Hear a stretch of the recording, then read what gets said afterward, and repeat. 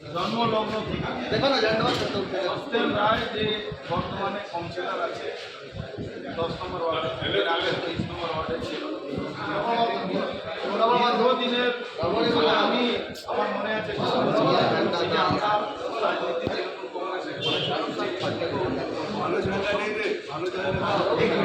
তৃণমূল কংগ্রেস করত।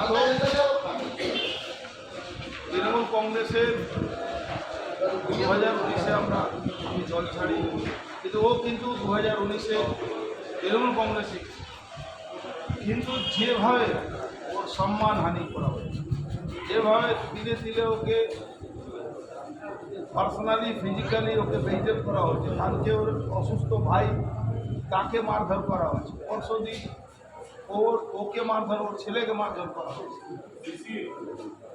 তখন আমি ওকে ফোন করি, বলি ওর সঙ্গে আমি আছি, তুমি তৃণমূল করলেও তোমার সঙ্গে যে অন্যায় হচ্ছে সেই অন্যায়ের প্রতিবাদে আমি আছি।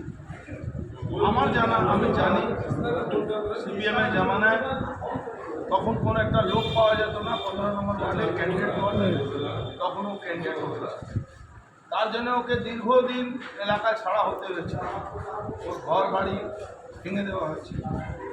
আজকে যারা তৎকাল তৃণমূল কংগ্রেস যারা আছে তারা সেই সম্মান বোধ তাদের কাছে নেই। তাই কালকেও আমাকে বললো আর আমি এই তৃণমূল কংগ্রেস করবো না।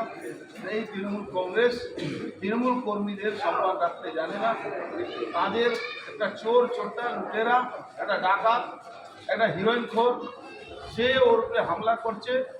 আর পার্থভূমিক তাকে ফোন করে তাকে করছে, ওকে আটকাবার চেষ্টা করছে, ওকে ধমক দেওয়ার চেষ্টা করছে।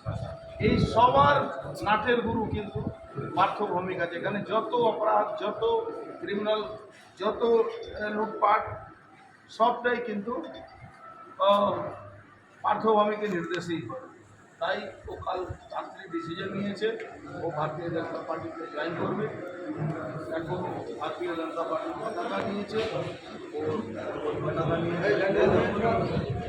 আমি মনোজ ব্যানার্জি আমাদের সভাপতি রূপে ওনার সঙ্গে কথা হয়ে গেছে, আসছেন, উনিও এসে গেছেন, উনিও এসে গেছেন। রবীন্দ্র ভালো করে জমি লাগাবো, এটা জায়গাটা বড় করছে, আপনারা কিছু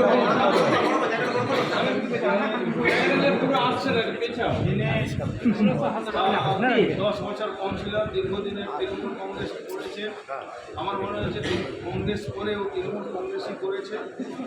এই জ্বালা থেকে ও বিধায়ী দিচ্ছে, মুক্তি দিয়েছে তৃণমূল কংগ্রেসকে।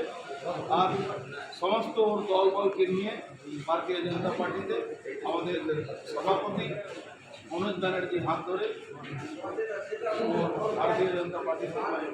ভারত মাতা কি জয়, ভারত মাতা কি জয়, জয় শ্রী রাম, জয় শ্রী রাম, জয় শ্রী রাম, জয় শ্রী রাম। भारतीय जनता पार्टी जिंदाबाद, भारतीय जनता पार्टी जिंदाबाद, भारतीय से महान नेता नरेंद्र मोदी जिंदाबाद, जेपी नड्डा जिंदाबाद, अर्जुन सिंह जिंदाबाद।